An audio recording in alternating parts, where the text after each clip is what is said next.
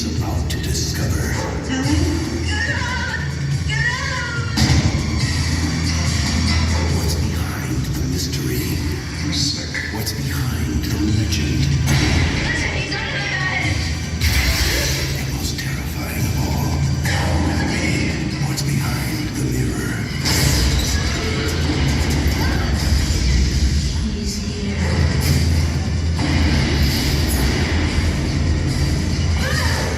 Candyman, you don't have to believe. Just beware. Can we please bring up Bernard Rose and Tony Todd?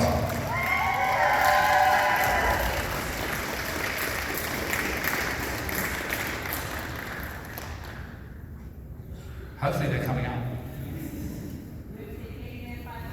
Yeah, 5 times at least.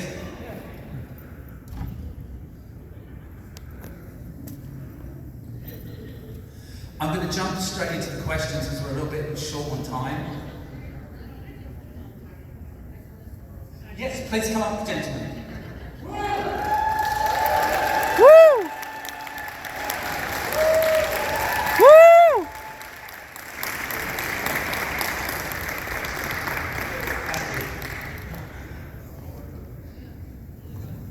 What's happening?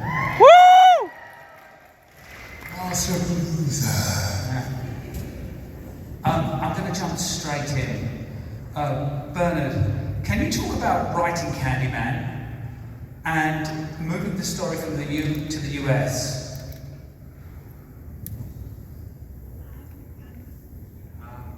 It's like it's a long time ago. It's my biggest memory of the film. My biggest memory was I was taken around Chicago. I went to Chicago for a scout, looking for a location, looking for an American city to set the film in, and I was taken around Cabrini Green, and I found it kind of a pretty shocking and illuminating experience, and decided to set the movie. That was pretty much what happened. And the idea. Yeah, and I was standing on the street corner down by Howard and Vine, Yeah. and outside of the liquor store, and he looked at me and said, "You look like you could be in a movie." That's exactly what happened. And next thing it is, I don't know nothing about no movie, man. I do real life. And, you know, That's I exactly did what some happened. murder and stuff, did some mayhem, and I was ducking my parole officer. And next thing you know, I'm out here in Hollywood. The idea of using a housing project as a haunted house, can you talk about that? I could talk about it, but I won't. No, I'm just kidding. I think ultimately there's so much stuff out there about Candyman that it's very hard to talk about stuff anymore because it's sort of, it's like every aspect of it has been kind of, you know what I mean? It's been 32 years. Has anybody got anything that they'd like to know which they haven't heard about? Does anyone have a question? Here's the thing, the myth has grown and grown and grown. It's kind of like a snowball going not down the hill, but up the hill. And the more people you talk to, the more people swear he's real. The more people I've met that said they grew up with him. A couple people said they knew him when he was a baby. I'm personally from Washington, D.C. And, you know, all I know is that that movie changed my life, and I have this man here to thank for it, because he wrote and adapted the short story. The short story. Thank you very much. I mean, the character that you play is so elegant, and it's such an elegant character. I love the grace you bring to that character. Can you talk about finding that and finding the pain in that character? My whole point of view, I mean, I grew up with the classic Universal monsters. So I had Phantom of the Opera in mind, I had Bella in mind, I had the Height of Boris. And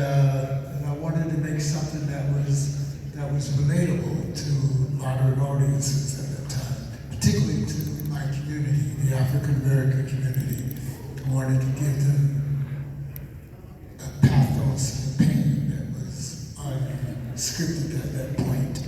And Bernard gave me the blueprint, and we had a wonderful cast and a great crew.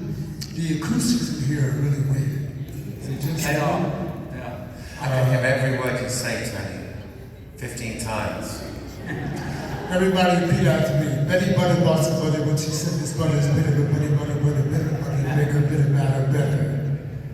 Can you talk about his awareness of his own tragedy? Because you've talked about that before. The Candyman is aware of his own tragedy.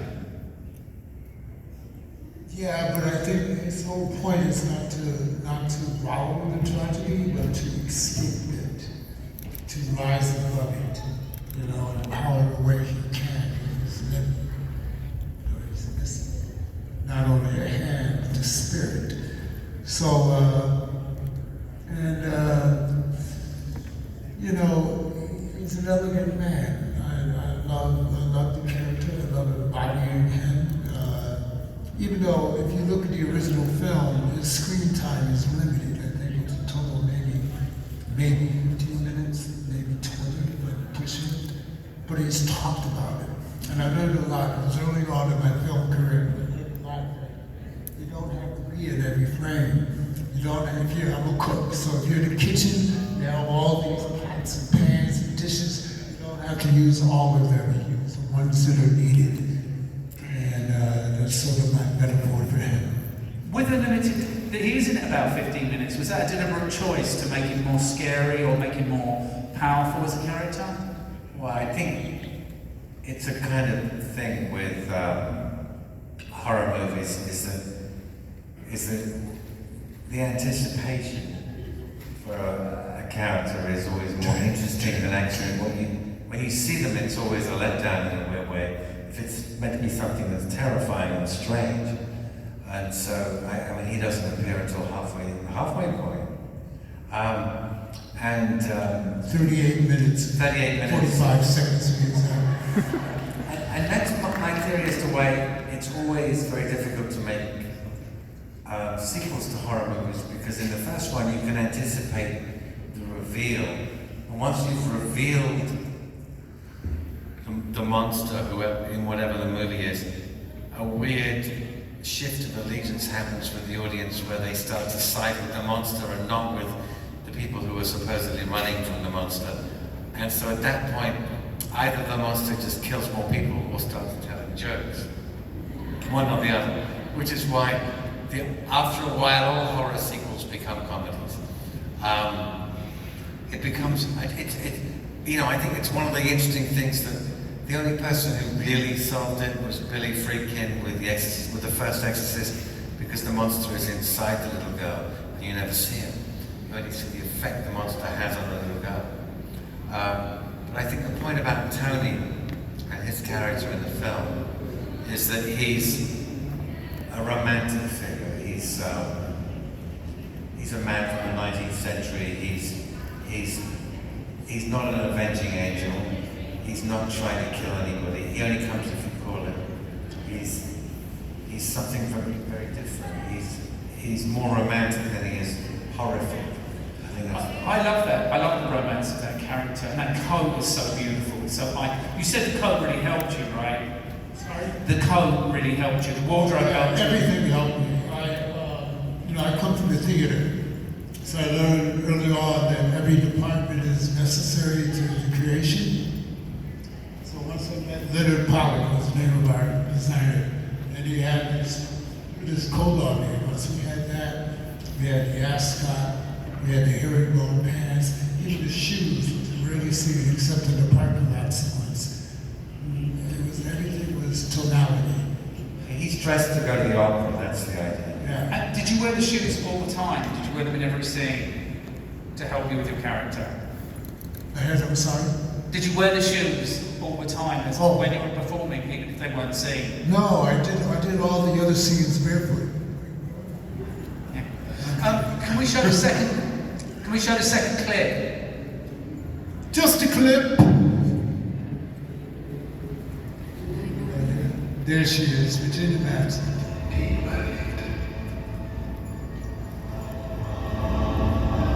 Be my victim. That was just a tip. That was quick, right? Is it true you had Virginia Madsen hypnotized? You hypnotized her? Well, I think it's true, but you know, after 32 years, Yeah, that was true. They would shut down the set 10 minutes at a time while they did his hypnotism. But there is something that happens to her in her performance. It's kind of amazing. That dreamlike state is incredible. Yeah, I think it's that thing of the idea is that when she's encountering the Candyman, it's not necessarily really happening. It's a sort of fugue state that she's in. You know, I've always, I never wanted the film to be read solely as strictly having one interpretation. I think the film is from her point of view. So it's what she thinks happens, but it isn't necessarily what happened. I love Xander Berkeley as an actor, and the fact that you used him as the counterpoint to the Candyman. Can you talk about that? Well, you know, Xander is, he's an interesting character. He's been killed in a lot of films, I think. Must be a reason for it. Yeah, he was just a really good actor. It's very hard to find. That was a role that wasn't really made explicit in the book. It just, her character wasn't really, her actual private life wasn't really explicit. So I kind of fleshed it out and then wanted somebody really good to do it. And, you know, there was Xander, you know. I'm a huge fan of Mark Coulier. I think he's now a 3-time Oscar winner. He did some of the makeup effects for Candyman. One of the things I think is amazing, can you talk about having live bees in your mouth? Was that? What name did you give? Mark Coulier. Bob King did the main effect, but Mark Coulier was, I think, made the mouth guard. I think Bob King was the person who did all of it. Because I don't remember anybody else. Oh, okay. I remember Bob had dysentery halfway through the film and didn't turn up for about a week. Wow. Maybe that's what happens. Can you talk about how was it to I have... came back here, it was 15 pounds lighter, and I thought, that's a good diet. Can you talk about the bees in your mouth? Yeah, we had this bee wrangler on the set, Norman. And I remember before we even started shooting, he said, "Tony, you want to meet your co-stars?" And he opened up a trailer. There was this buzzing sound that greeted me. And he thought it was funny. He closed the door behind me. And literally, we had this trailer filled with baby bees. But baby bees are supposedly harmless. However, I got, over the course of the first film, I think I had 26 stings. My agent at the time got me a grand per sting, so that sort of took some of the pain away. But still, you know, when you get on your lip or on your right nipple or down below, it's not as fun as it should be. But you do the things you do to make a movie come to life. And as an actor, I felt I was kicking with my blood. Everything about the film, I think, came together from the costumes to the wonderful sound design that we had, to the cast, Virginia Madsen, extraordinary group of people. Well, it's also very, very much true that a big difference between the first film and all the sequels is that in the sequels the bees are fake, and in the first one they're not. The sequels, they were half fake. They still had some real ones. They look fake. Bernard hates the sequels. And I understand it. The original's a template. It was they broke ground, and we're proud of this film to this day. Every time I see this man, I thank him for giving me this role. So, Can we have clip 3? Can we have the B clip? could we have the B clip, please? And then the C clip.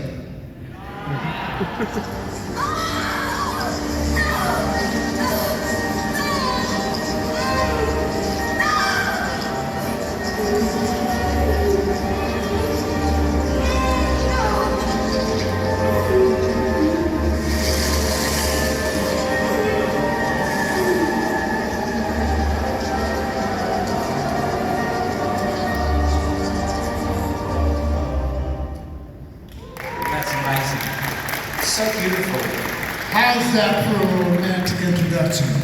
Huh? Yeah.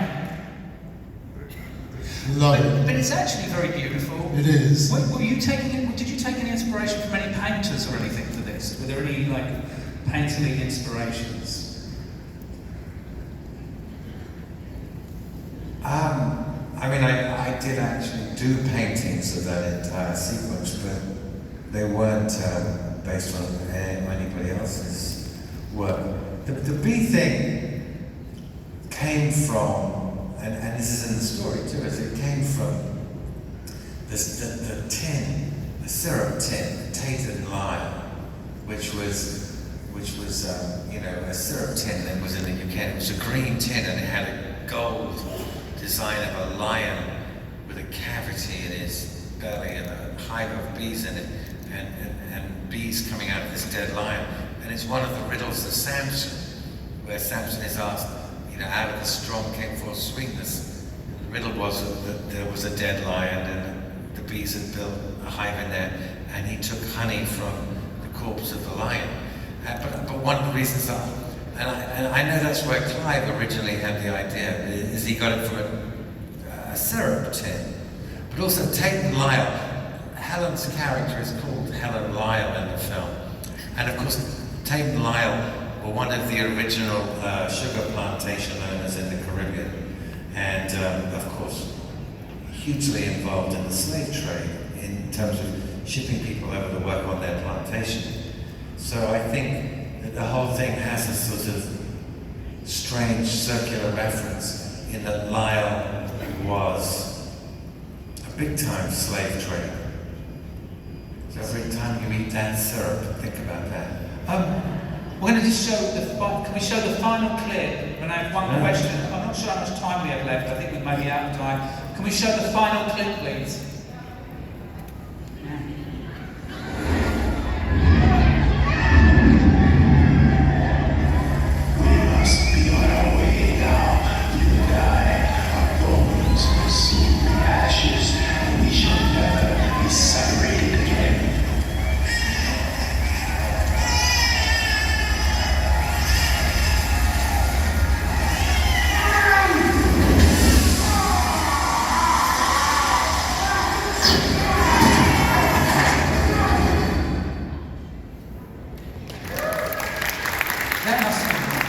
How was that to shoot that scene? It was real fire, like real bees.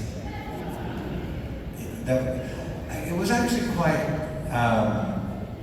I didn't really like doing fire stunts because if they go wrong, people are going to get very seriously injured. Was it dangerous for you? It's a safe set. I mean, the beautiful thing about this, the cast, Virginia and I, we had such a bond that we weren't going to let anything happen to each other. We trusted each other. And I think that's what, you have some of the films made where people aren't speaking to each other, we're just discord. If you have a connection, it's going to last, a thread to keep the silk together, So. I have one more question for you, then we'll open up for a couple of questions. What has the legacy of this film been for both of you?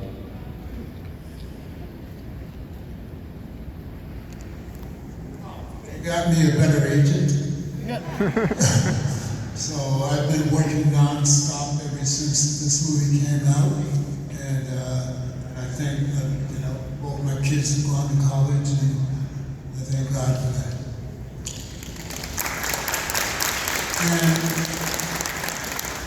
And the impact that the movie has made. Every time I go to Chicago, I'm a hero in Chicago, thank you. I love blues, I play guitar, I go to blues clubs, and they always bring me up on stage. So.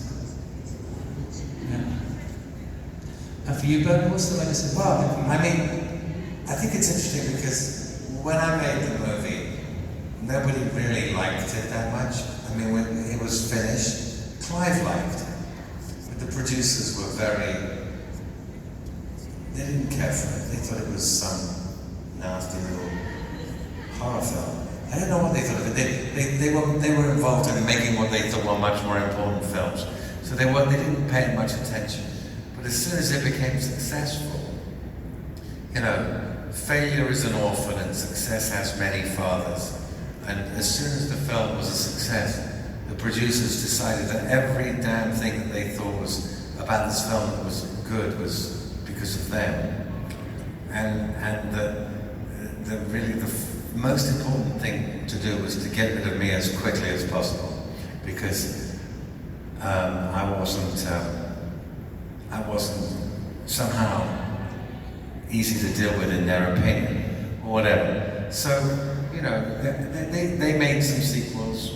The first one was well made, but was honestly quite boring. The second one was nobody talks about. And I talk about it. yeah, I've never seen either of them. I've never seen any of And them. how do you know whether it was good or not? Right, it's a sky. Well, But you know, the thing is, I suppose, with the myth is we always want more, right? We always want more of the story. We kind of crave more. And you have to be very disciplined not to give that to an audience in a way. I think that's true. And the honest truth is, I don't think I really would have been the right person to have made a sequel, because you know, they asked me initially how I thought the story should go, what the Candyman should do in the second one. I said, I don't know, because he died at the end of the first one.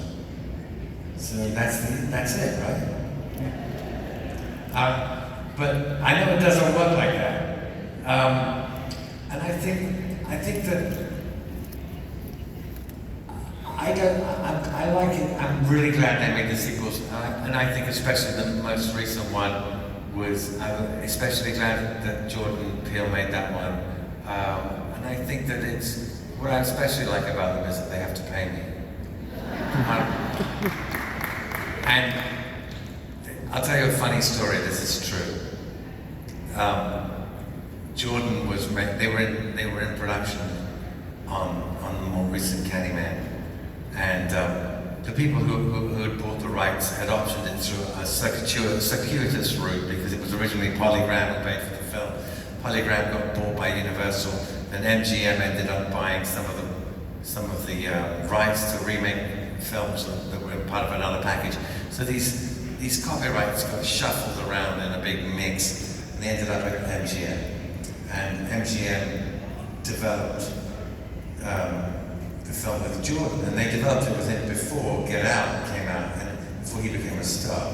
He was going to do that. He'd written the screenplay, and then Get Out made him a big star. He didn't want to direct it anymore. He just wanted to produce it, which is fair enough.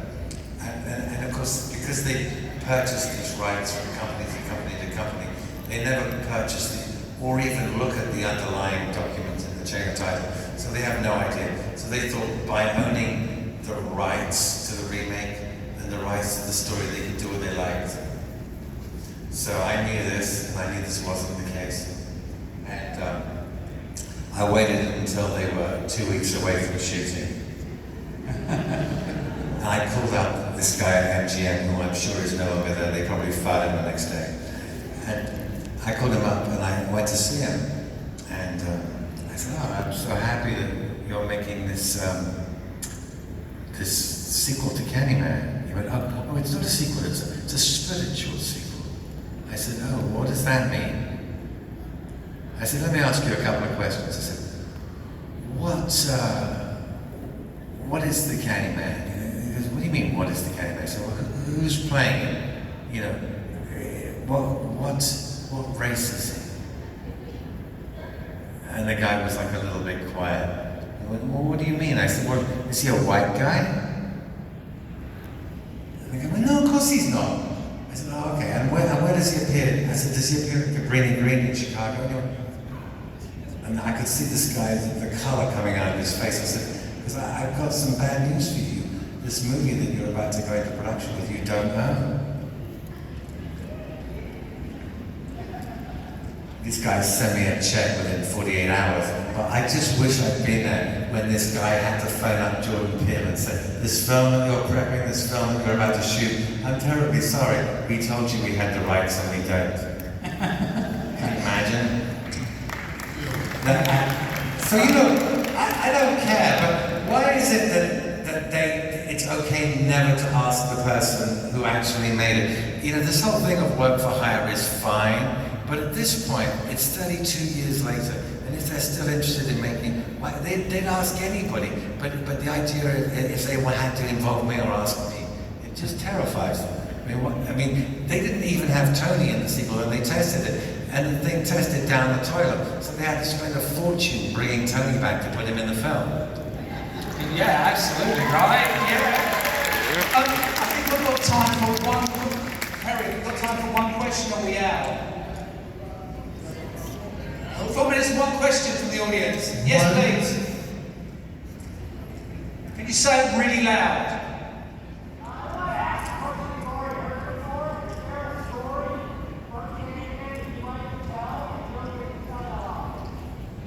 I think I just told them. What about you, Tony? Is there a story you'd like to tell that you don't get to tell very often from the film? I grew up in Hartford, Connecticut, and I remember when the film came out, they gave me a whole bunch of promo material, and I went and donated it to the housing project that was perpendicular to where I grew up, and I gained the biggest fans in the world from that gift, more so than all the fans I've met through all my travels, because it was like I was flesh and blood.